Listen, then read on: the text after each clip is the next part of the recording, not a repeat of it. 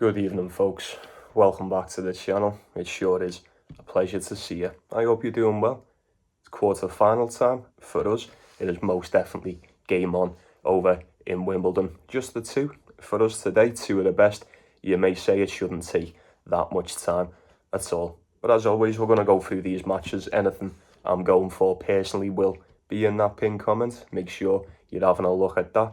And be sure to get your own predictions in too as we go along. Before we get started, like the video if you would, and I'm going to ask you to subscribe to the channel if you're not already.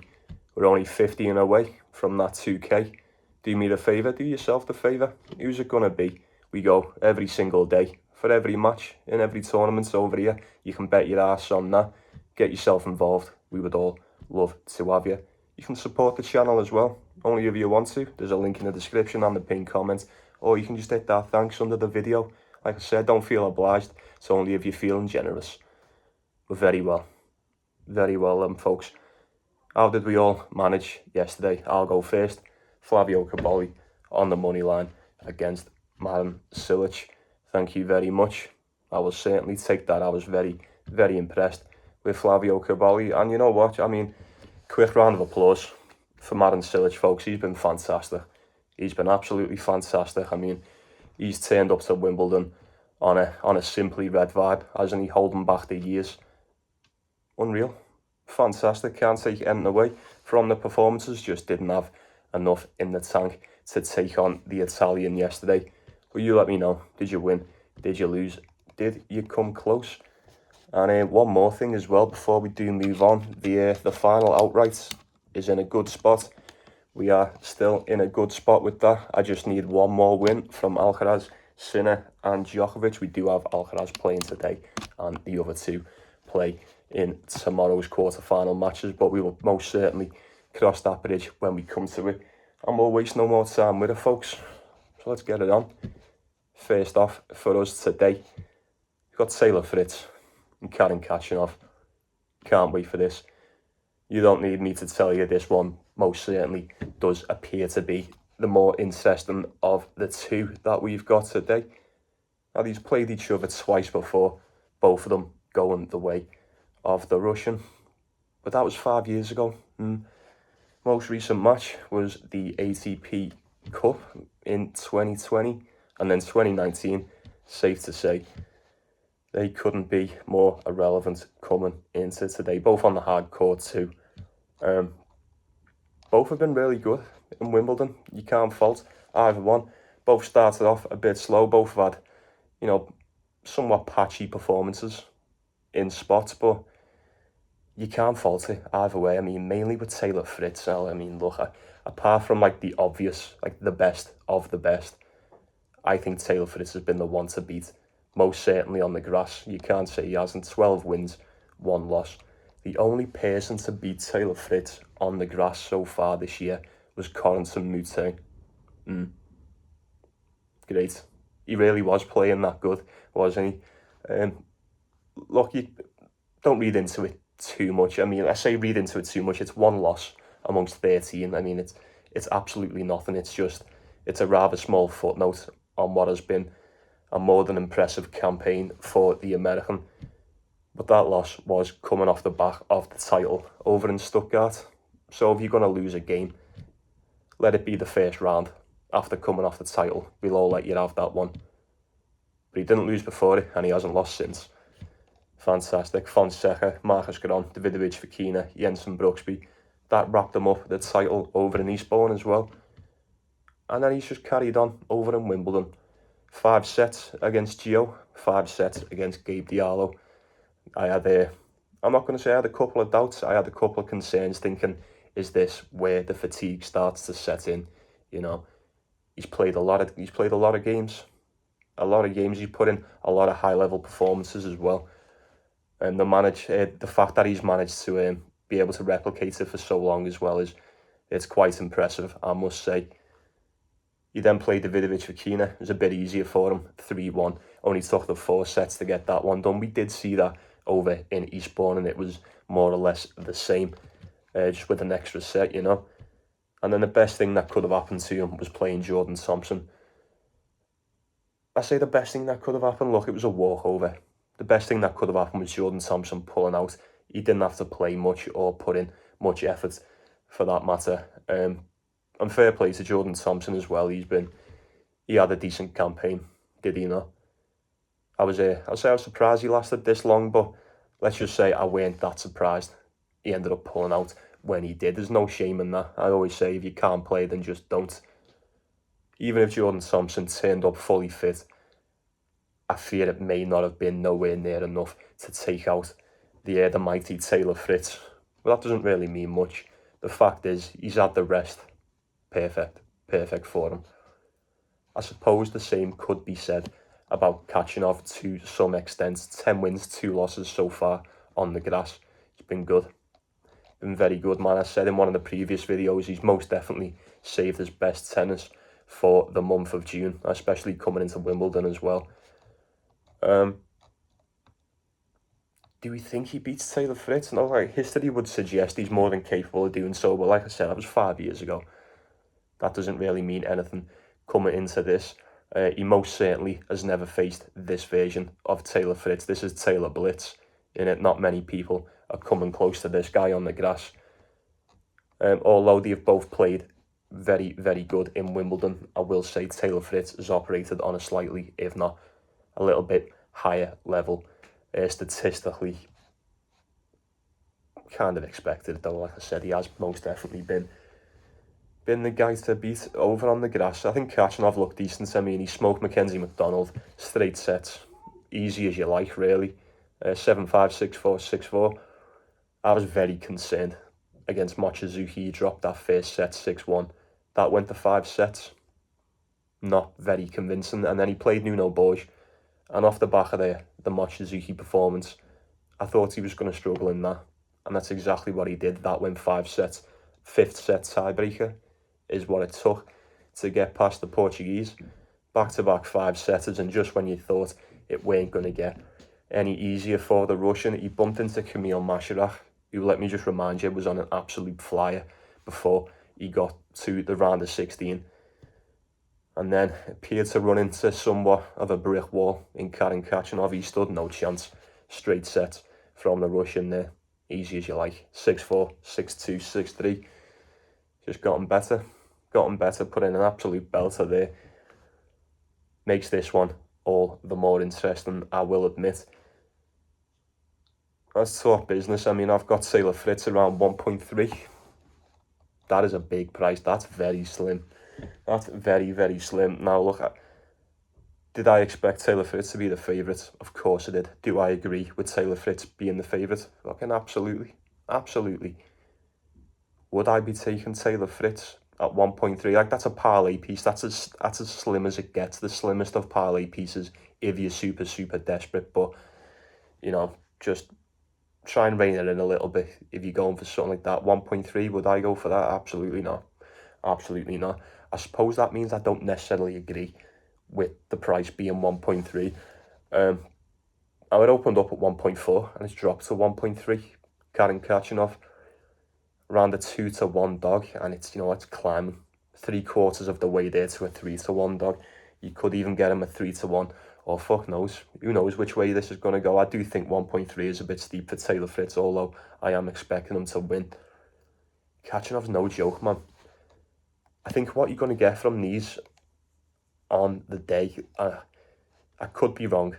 Like, we're just guessing here, aren't we? We're just trying our best to guess and assume. I would say this matchup with Khachanov for Taylor Fritz is more likely to fall under the early doors category of like the Gio and Pecci Pericard one, the 5 sets with Diallo, as opposed to a 4 or an absolute arse whipping and a walkover with Jordan Thompson. I'm looking at the total here. I couldn't pick Taylor Fritz. Like I said, I'm expecting him to win. I couldn't pick him at 1.3. I couldn't advise anyone else to do the same. Khachanov's 4.5 on the spread. Is that enough for you? You pick your poison, folks. You pay your money and you take your choice, as always. The thing that's popping out to me in this one, more importantly, is probably the total. 40.5. Now, split right down the middle, over or the under. I would gravitate more towards the over 40.5.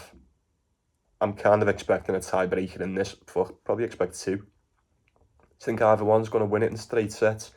If either one was to take that in 3, you would probably have to assume, you probably lean towards the American in that, but he's dropped a set, multiple sets in every game. He may have dropped one against Jordan Thompson if he was fit and good to go.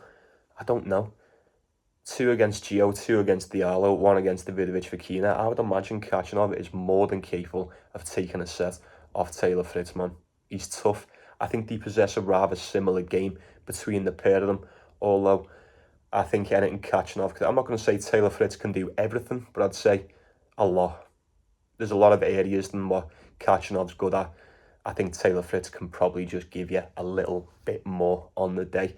Solid behind the serve. Both of them are fairly powerful as well. I don't necessarily see either one completely blasting straight through the other one. You stand behind your serves, you hold your bollocks, and I feel like we could be in for a very entertaining match. I'm open for it anyway. That's what we want. And especially if you're looking at that total, I'd probably go with the over 4.5. Hope for a tiebreak or 2, a set apiece. You should be mighty fine with that one. And then we will wrap this shit up with Cam Norrie and Carlos Alcaraz. Now, there's probably, just looking at it for what it is, there's probably not a lot to say about this one, but I don't think that would be very fair to either one. I mean, especially Cam Norrie, folks. I mean, tip of the cap. Say something about Slam Norrie. He's been good, hasn't he? Bautista Agut, big foe, Bellucci, and then saving the best till last. That performance against Nicholas Yarry, solid as anything. Very happy for him. I said it, I told you, didn't I? I wanted him to win it. I weren't too sure that he was going to, but I really wanted him to, and I couldn't have been more pleased that he did. It's a damn shame he's got to play Carlos Alcaraz. It doesn't get hard in this, does it? How do you beat this guy? I don't understand what it is you have to do against Carlos Alcaraz, man. He's just something different. I mean, Cam Norrie's beaten twice before. They've played each other 6 times. Head-to-head is 4-2 to Alcaraz. Last time they played was in 2023. That went the way of Cam Norrie, funnily enough. Over on the clay, they've never played each other on the grass. Now, I'll just say this, Cam Norrie on the day, he can pose a threat. He can pose somewhat of a threat. He has a bit of a tricky game. If you're not there, if you're not fully dialed in and switched on, he can definitely pose you a little bit of trouble, to say the least. But this is fucking Carlos Alcaraz that we're dealing with here, folks. Just look at this. For those that may or may not have forgotten, let me remind you, since we have come off the hard court, he's played 1, 2, 3, 4, 5 tournaments prior to Wimbledon, and he's took the title in 4 of them. What is going on? What are they feeding this lad? It's just unbelievable, isn't it? He played Musetti in the final in Monte Carlo, got the title there. The only one to beat him on this crazy run is Holger Rune. Like, what are the odds? Who'd have thought, honestly? Can you believe that? I can't. But anyway, yeah, he got to the final in Barcelona, got beat by Holger Rune in straight sets as well. He was 1.2 to win that. It's neither here nor there. He played Jannik Sinner in the final in Rome, smoked him, took that title, got himself a rematch in the French Open. He was all but done in that one, as we all very well remember. And then the rest is history.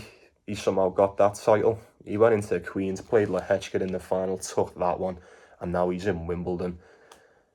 He's going to win this, isn't he? He's going to win this one. I mean, like, what do you do?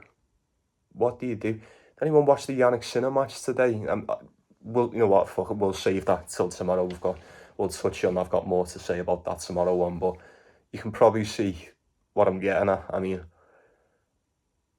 who's going to stop him? Let's say it's a shame. I do fear for Cam Norrie in this. I don't know what the spread's going to be. It's going to be a big one. What if the spread's been all week 8.5, 9.5 or something like that? Buy a game, 10.5 in it. I don't know. I think at a push, at a huge, tremendous push. If Carlos Alcaraz comes out, like, not even like if he comes out, if he plays the way he has for the majority of the tournament, you couldn't call me crazy for assuming Cam Norrie's good enough to take a set. Fabio Fognini took 2. Now, it was the first round. I get it. He kind of eases into these tournaments, but Fognini took 2. Struff took 1. Rublev took 1. Cam Norrie for a set. If you're super, super brave, I'm not picking that with much confidence at all. That'll just be off pure hope and vibes. I am 100% expecting Carlos Alcaraz to come out victorious in this. As I said at the start, and I'll say it again, I've still got him on the outright. So as much as it kills me, it's somewhat of a double-edged sword. I would love nothing more than Cam Norrie to come out and pull off the upset. You know that. That's a fact. But another fact, and the fact of the matter is, I've kind of got that. But is it 4-1, 5-1? I can't remember. I'll check. I think it's 4-1. Kind of got that big outright still going with Alcaraz, Sinner and Djokovic, and I only need one more. This is the one that I need from Alcaraz, and he can do whatever he wants to do once he gets to the semis, but I kind of need him to get there. So I'd love Norrie to win. I don't think he stands a chance, honestly. I really don't. It's going to be one of them where the fucking sky would have to fall for Norrie to win this one. I'd imagine he'd be more than inspired in front of the crowd. He's on one hell of a run. I'm expecting him to turn up ready to play, ready to give it his all. Maybe even give him a bit of trouble. But ultimately, in the best of 5, I don't think Cam Norrie is going to have the variety of tools in the bag to get this one done against Carlos Alcaraz. Not many, if any, do. And there's certainly no shame in that. So you approach it however way you want. Look at it over. If it's low, I don't know. Like I said, I'm just going to sit on the outright with that one and see how we get on. See how we fare tomorrow. I'm almost there. Almost there. Most definitely scraped this one, but I say scraped it back. That Taylor Fritz outright and the wins the past couple of days have most definitely sorted me out. But if I can get this one, fucking flying, folks. Flying. Say something about that. But very well then. I'll be saying good night to you. It's been a pleasure. It always is. I enjoyed talking to you. Appreciate you stopping by.